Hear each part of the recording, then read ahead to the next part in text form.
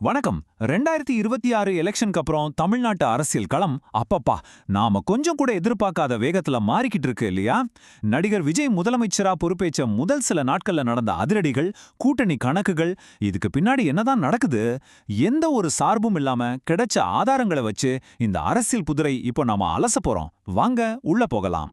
இந்த அலசல்ல நம்ம முக்கியமா 5 விஷயங்களை பார்க்க போறோம். புதிய முதலமைச்சர், அவரோட அரசியல் ராஜதந்திரம், முதல் நிர்வாக முடிவுகள், எதிர்க்கட்சிகளோட நிலைப்பாடு, அப்புறம் நாளைக்கு நடக்க போற அந்த மாபெரும் நம்பிக்கை வாக்கெடுப்பு. சரி, முதல்ல புதிய முதலமைச்சர் மற்றும் அரசு உருவாக்கம் பத்தி பாப்போம். 108 இது வெறும் நம்பர் இல்லைங்க. நடந்து முடிஞ்ச சட்டமன்ற தேர்தல்ல தமிழக வெற்றிக் கழகம் பிடிச்ச இடங்களோட எண்ணிக்கை இதுதான். இந்த ஒரு நம்பர் தான் அவங்களோட அதிகாரத்துக்கே ரொம்ப ஸ்ட்ராங்கான பேஸ்மெண்ட்டா அமைச்சிருக்கு. இப்போ இந்த கூட்டணி கணக்குல ஒரு ரொம்ப இன்ட்ரெஸ்டிங்கான விஷயம் இருக்கு.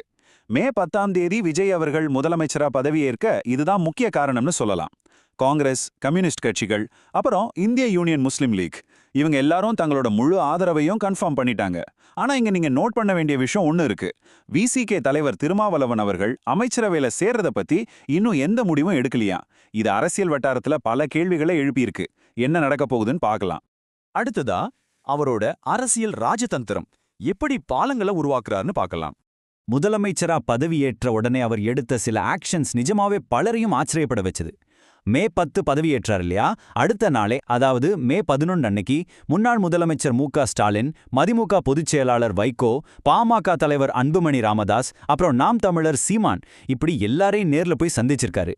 அது மட்டும் இல்லாம மே 12 அன்னைக்கு IUML தலைவர் காதர் மொய்தீனையும் சந்திச்சிருக்காரு. அரசியல் எதிரிகளா இருந்தாலும் சரி, மாற்று கருத்து கொண்டவர்களா இருந்தாலும் சரி, எல்லாரையும் தேடி போய் சந்திச்சது அவரோட முதிர்ச்சியான அரசியல் அணுகுமுறையை காட்டுதுன்னு தான் சொல்லணும். இதோட தொடர்ச்சியா மே 12 அன்னைக்கு திருவல்லிக்கேணியில இருக்கிற காங்கிரஸ் தலைமை அலுவலகத்துக்கும் போயிருக்கார். அங்க தமிழக காங்கிரஸ் தலைவர் செல்வ பெருந்தகை, அப்புறம் மேலிட பொறுப்பாளர் கிறிஷ் சோடங்கர், இவங்க 2 பேரும் அவருக்கு ஒரு சிறப்பான வரவேற்பு கொடுத்திருக்காங்க. அங்க மறைந்த முன்னாள் முதலமைச்சர் காமராஜரோட திருவுருவ படத்துக்கும் அவர் மரியாதை செலுத்தியிருக்காரு. இது சும்மா ஒரு விசிட் கிடையாது, கூட்டணி கட்சிகளோட உறவை இன்னும் ஸ்ட்ராங் ஆக்கிறதுக்கான ஒரு மாஸ்டர் ஸ்ட்ரோக்னே சொல்லலாம். ஓகே, பாலிடிக்ஸ் ஒரு பக்கம் இருக்கட்டும், நிர்வாகத்துல என்ன நடக்குது? முதல் நிர்வாக முடிவுகளை பத்தி பார்க்கலாம். ஒரு புது சிஎம் வந்த உடனே மக்கள் என்ன எதிர்பார்ப்பாங்க? ஆக்ஷன். அந்த எதிர்பார்ப்பை பூர்த்தி செய்யற மாதிரி சில அதிரடி முடிவுகள் வந்திருக்கு. மே 3ஆம் தேதி நடந்த நீட் தேர்வு ரத்து செய்யப்படுதுன்னு அறிவிச்சிருக்காங்க. இது கல்வித்துறையில ஒரு மிகப்பெரிய கேம் சேஞ்சர். அதே மாதிரி மூத்த அரசியல்வாதியான கே.ஏ. செங்கோட்டையன் அமைச்சரா பதவியேற்றுக்கார். இது பலருக்கு ஒரு பெரிய சர்ப்ரைஸ். அது மட்டும் இல்லாம பொதுமக்களுக்கு இடையூறா பேனர்கள், கட்அவுட்ஸ்கள் வைக்கக்கூடாதுன்னு புஷி ஆனந்த் மூலமா ஒரு கடுமையான வார்னிங் கொடுக்கப்பட்டிருக்கு. சட்டம் ஒழுங்குல பொது அரசு எவ்வளவு ஸ்ட்ரிக்டா இருக்க போறாங்கன்றது இதுல இருந்தே தெரியுது. இதுல ரொம்ப ரொம்ப முக்கியமான ஒரு பாயிண்ட் என்னன்னா, சாமானிய மக்களோட அடிப்படை தேவைகள்ல இவங்க காட்டுற உடனடி கவனம். தலைமைச் செயலகத்தில் நடந்த முதல் ஆய்வுக் கூட்டத்திலேயே கோடை காலத்துல எந்த தடங்களும் இல்லாம குடிநீர் விநியோகம் செய்யணும்னு அதிகாரிகளுக்கு சிஎம் விஜய் ரொம்ப ஸ்ட்ரிக்டா உத்தரவு போட்டிருக்காரு. எவ்வளோ அரசியல் சலசலப்புகள் இருந்தாலும் மக்களோட அன்றாட பிரச்சனையில அரசு கவனம் செலுத்துறது பொதுமக்கள் கிட்ட ஒரு நல்ல பாசிட்டிவ் வைபை உருவாக்கியிருக்கு. அடுத்ததா நம்ம பார்க்க போறது நிஜமாமே யாருமே எதிர்பார்க்காத ஒரு அப்பாயின்மெண்ட். முதலமைச்சரோட சிறப்பு அதிகாரியா ரிக்கி ரத்தன் பண்டிட் வெற்றிவேல் அப்படிங்கிற ஒருத்தர் நியமிக்கப்பட்டிருக்காரு. இவர் யாரு? திடீர்னு எதுக்கு இந்த நியமனம்? இவரோட பேக்ரவுண்ட் கேட்டிங்கன்னா நீங்களே ஆச்சரியப்படுவீங்க.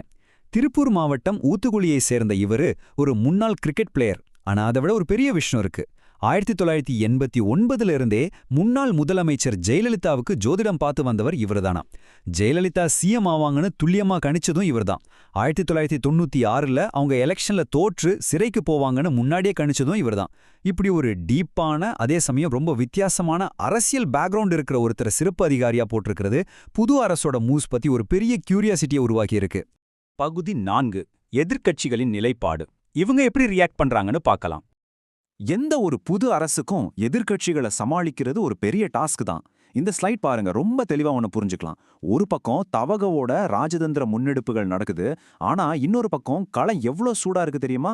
தற்காலிக சபாநாயகர் கருப்பையா எம்எல்ஏக்களுக்கு பதவி பிரமாணம் செஞ்சு வச்சப்போ உதயநிதி ஸ்டாலின் முதலமைச்சருக்கு மரியாதை கூட செலுத்தாம பதவியேற்றார்னு சொல்லப்படுது. இது புது அரசுக்கும் பிரதான எதிர்க்கட்சிக்கும் இடையில இப்போதே ஆரம்பமாயிட்ட ஒரு பெரிய உரசலை காட்டுது. இந்த உரசல இன்னும் கன்ஃபார்ம் பண்ற மாதிரி திமுக தலைவர் மு.க. ஸ்டாலின் அவரோட கட்சிக்கு ஒரு கிளியரான இன்ஸ்ட்ரக்ஷன் கொடுத்திருக்காரு.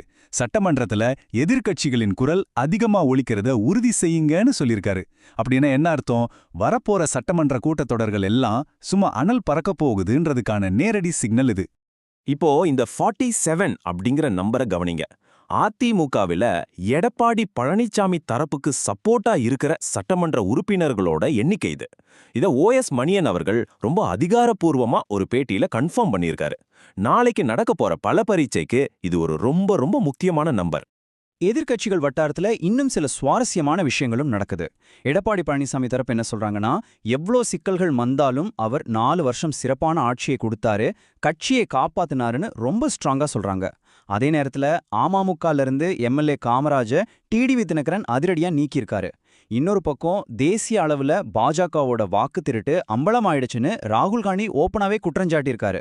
இந்த மாதிரி சுத்தி சுத்தி நடக்கிற அரசியல் நகர்வுகள் எல்லாமே தமிழ்நாட்டு அரசியல இப்போ ஒரு பெரிய கொதிநிலையிலேயே வச்சிருக்கு.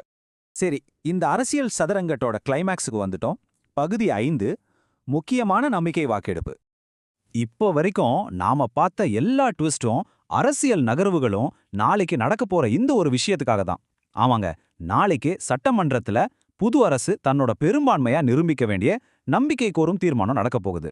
இதுல அதிமுக நாங்க தீர்மானத்துக்கு எதிராக தான் ஓட்டு போடுவோம்னு அஃபீஷியலா சொல்லிட்டாங்க.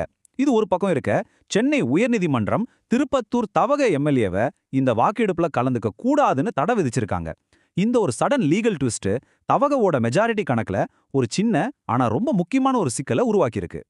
சோ ஃபைனலா ஒரு பக்கம் ஸ்ட்ராங்கான கூட்டணி சப்போர்ட், இன்னொரு பக்கம் எதிர்க்கட்சிகளோட கடுமையான எதிர்ப்பு, நடுவுல யாருமே எதிர்பார்க்காத கோட்டு தடைகள். இது எல்லாத்துக்கும் நடுவுல நிக்கிற அந்த ஒற்றை மாபெரும் கேள்வி இதுதான்.